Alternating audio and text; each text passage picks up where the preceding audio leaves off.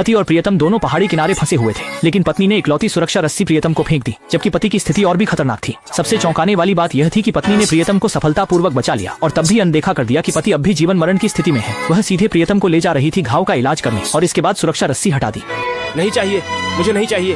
वैसे भी तुम्हारा शरीर अभी ठीक है, दिल में कोई बात नहीं है, खुद ही उपाय ढूंढकर ऊपर आ जाओ। जब पत्नी और बायु ग्वांग मुड़कर जाने लगे, उसी क्षण निराश पति सीधे खाई में गिर गया। अच्छी बात यह है कि आदमी की किस्मत अच्छी थी, वह गिरकर मरा नहीं। उसने एक उम्मीद के साथ अपनी पत्नी को फोन किया, लेकिन इस समय पत्नी सफेद चंद्रमा की देखभाल में व्यस्त थी और नाखुश होकर फोन उठाया और पति को फटकारने लगी। संजय, तुम्हारा खत्म हुआ या नहीं?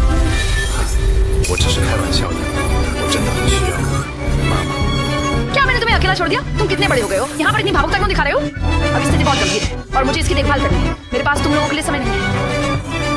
यह कहकर फोन सीधा काट दिया। देखते हुए कि बायु गोंग ने सोशल मीडिया पर दोनों की करीबी तस्वीरें दिखाई और पत्नी ने बिल्कुल भी संकोच न करते हुए टिप्पणी की। इस पल में आदमी का दिल पूरी तरह टूट गया। कई सालों की संगत आखिरकार बायु गोंग की मारक क्षमता के सामने टिक नहीं सकी। चूंकि पत्नी बायु गोंग के साथ फिर से जुड़ना चाहती है, वह जानता है कि इस बेकार शादी को समाप्त करने का समय आ गया है। इसलिए उसने तुरंत वह परिचित नंबर डायल किया। छोटे माँ, नमस्ते। मैंने सोच लिया है, नहीं चाहिए क्या? ये बहुत विशेष नहीं है, फिर छोड़ो। यंचो ने बताया कि आपसी विलय योजना एक अत्यंत गोपनीय परियोजना है और इसके लिए कम से कम 3 साल तक बाहरी दुनिया से पूरी तरह संपर्क तोड़ने की आवश्यकता है। बस आदमी को स्पष्ट निर्णय लेना है, फिर तुरंत हेलीकॉप्टर भेजा जाएगा उसे लाने के लिए। फोन काटने के बाद आदमी अपनी अद्भुत इच्छा शक्ति के बल पर आखिरकार वापस बैरक में पहुंच गया। क्या पता, अंदर जाते ही उसने खिड़की से देखा कि उसकी पत्नी और सफेद चांदनी वहां है।